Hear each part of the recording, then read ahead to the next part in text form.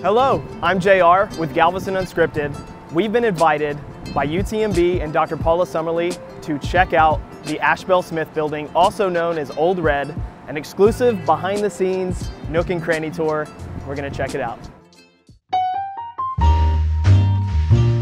We are here with Dr. Paula Summerly, and she's gonna show us a little bit about the Ashbel Smith building, also known as Old Red, here on UTMB's campus in Galveston.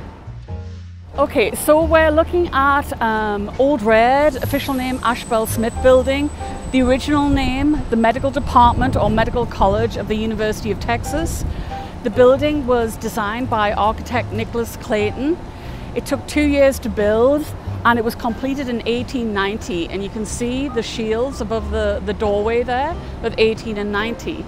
So this building itself, the architectural style is known as Romanesque Revival style. It's got pressed brick detail. If you can see the Star of Texas, and there's various kind of intaglio in those sections either side of the third floor window.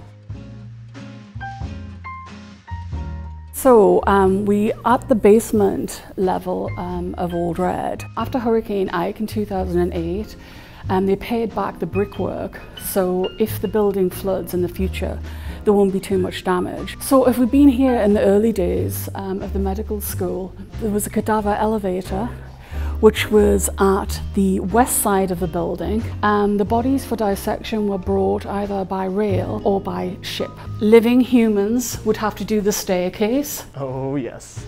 The wooden paneling and the staircase itself are all original. Clayton had his own craftsmen and we know their names. So it's really fantastic. You're kind of touching history when you go up and down those stairs. It's crazy that we're still in the basement. The McGovern Hall of Medical History. These set of sculptures kind of line the inner entrance of the first floor of Old Red. And they're famous names in the history of medicine. For example, Dr. Joseph Lister, who's a pioneer of aseptic surgery. Impete, Hippocrates, Galen, Vesalius, Paré, Madame Curie. This is amazing. There were 14 faculty and 23 students that inhabited this entire building from October 1891. So you imagine they'd have the whole run of the building. It is really fun to imagine the original students and faculty. There's just a handful of them, and how it's evolved over the years into this expansive campus that we have now. So we're now on the second floor of Old Red.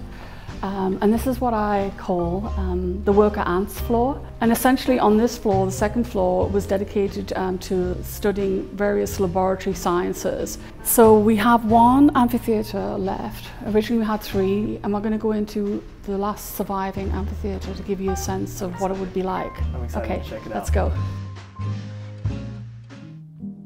The space has been renovated. Originally there was one light structure. We now have this kind of gondola spaceship which arrived during the 1980s and during one of the renovations. And it has TV screens set into it. So when dissection classes were taking place on the third floor, the images would be live streamed onto the screens so people in the amphitheatre could see what was going on.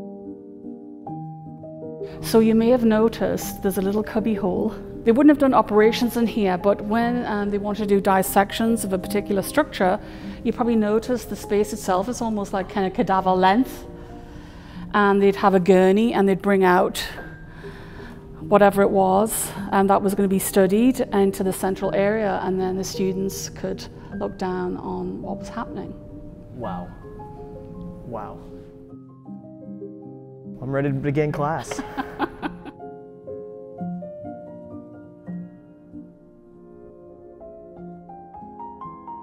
So we're now on the third floor, and obviously the abundant natural light. I almost think it's cathedral-like. If I could be opposite the main door when people come in, everyone's eyes kind of shoot upwards.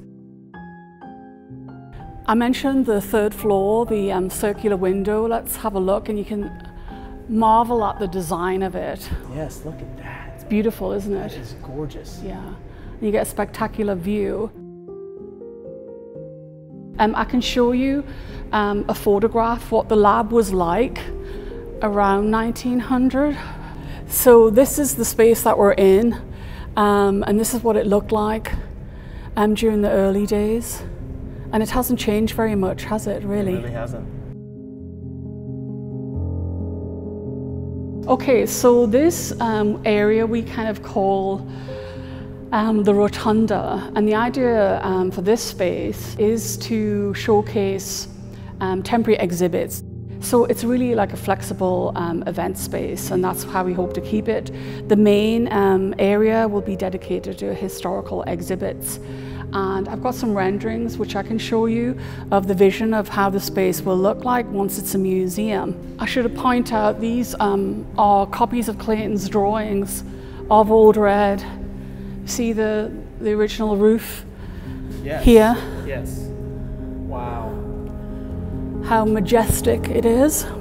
And this is a copy of Clayton's drawing of the window, the robust window that survived the 1900 storm. The detail of Nicholas Clayton. I mean, look at this. It is absolutely exquisite, aren't they? Yes, so this is the main area that will be dedicated to historical exhibits. And these are some of the renderings. That's our Old Red logo. And these are panels that will feature the names of donors. And obviously you're aware of the natural light. And the idea is to have a daytime museum and a nighttime museum. So the cases will be environmentally controlled, and as well as the lighting.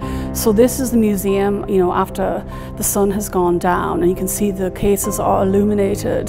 The image below is of the rotunda area with exhibits in there, and you can see the beautiful natural light from the windows as well.